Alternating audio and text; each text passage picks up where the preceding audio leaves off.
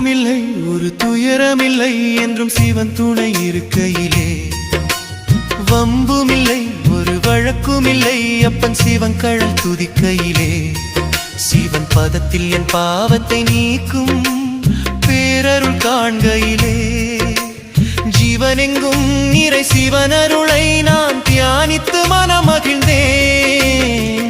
அன்னை என வந்து அன்பை தருமையன் சிவனிடம் சரணடைந்தேன். அன்னை என வந்து அன்பை தருமையன் சிவனிடம் சரணடைந்தேன்.